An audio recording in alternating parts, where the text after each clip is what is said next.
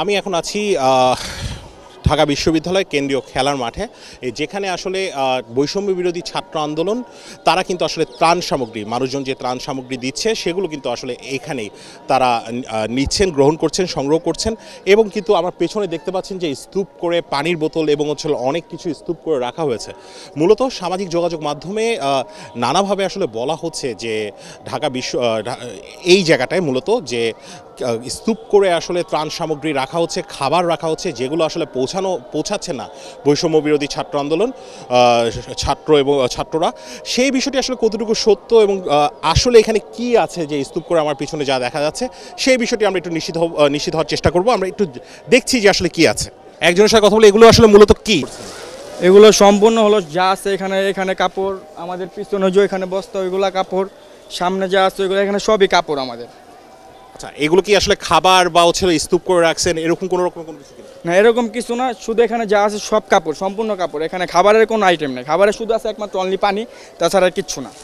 যদি একটু দেখি কয়টা প্যাকেট। হ্যাঁ অবশ্যই, সেই যে আমাদের এখানে আমরা দেখতে পাচ্ছি যে ছেলেদের কাপড় এরকম ভাবে লেখাও আছে আসলে প্রতিটা বস্তায়।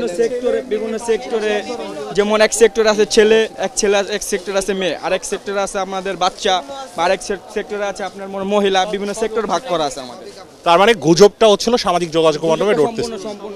আচ্ছা, আমরা যদি একটু ওই পাশেও দেখি, আমরা যেমনটা এই পাশটা দেখছিলাম যে এখানেও কিন্তু আসলে স্তূপ করা আছে। আমরা আসলে একটু দেখার চেষ্টা করব যে সামাজিক যোগাযোগ মাধ্যমে যে কথাটা রটছে সেটা সত্যতা কতটুকু, যে এখানে আসলে খাবার স্তূপ করে রাখা হচ্ছে এবং হলো তারা আসলে ত্রাণ হিসেবে খাবার পাঠাচ্ছেন না।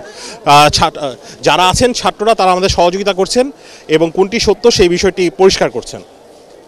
একটু বলবেন যে এগুলো কি? এগুলো সব হচ্ছে কাপড়। আমাদের এখানে যে কাপড়গুলো আসছে কালেকশনে, সেই কাপড়গুলো, আদার্স কোনো কিছু নেই। ওই পাশে আর এই পাশে সব কাপড় দিয়ে ভরা আমাদের। আর খাবার বোধহয় ওই পাশে। খাবার হচ্ছে হলো ভিতরে, জিমনেশিয়ামের ভেতরে খাবার রাখা হয়েছে, ঠিক আছে।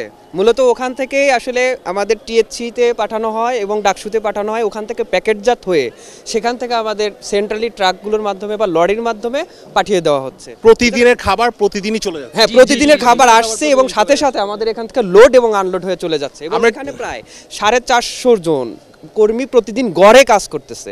আমরা খাবার যেখানে গোডাউন করে রাখা আছে সেখানে একটু দেখার চেষ্টা করব।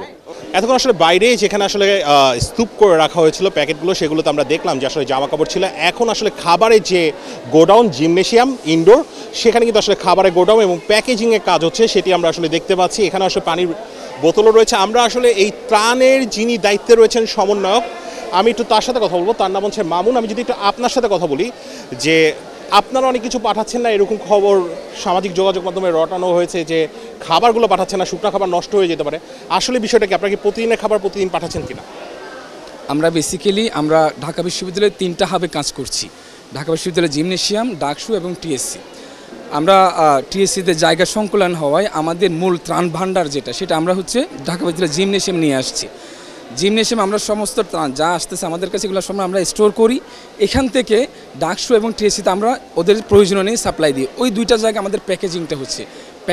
ফাইনাল প্যাকেজিংটা হওয়ার পরে ওটা হচ্ছে ট্রাকে লোড হয়ে বিভিন্ন জায়গায় চলে যাচ্ছে এবং প্রত্যেক দিনে আমাদের গাড়ি চলে যাচ্ছে, মানে ধীরে ধীরে ক্রমানুযায়ী এটা বিভিন্ন জায়গায় চলে যাচ্ছে। তার মানে হচ্ছে খাবার হচ্ছে আপনারা একদিনও রাখেন না, যা আসে সব দিয়ে? একদিনও রাখি না, যা আছে সবই চলে যাচ্ছে আমাদের খাবার। এখানে স্টোর মানে দরকারই নেই। আমরা চাচ্ছি যত দ্রুত মানুষের কাছে খাবারগুলো চলে যাক এবং আমাদের ট্রাকের সংকুলন, যানবাহনের সংকুলন হওয়ায় আমরা নিজেরাও আজকে এখানে আমরা প্যাকেজিং করা শুরু করে দিয়েছি, যাতে ত্রাণগুলো যেগুলো অবশিষ্ট আছে দ্রুত বিভিন্ন জায়গায় চলে যেতে পারে।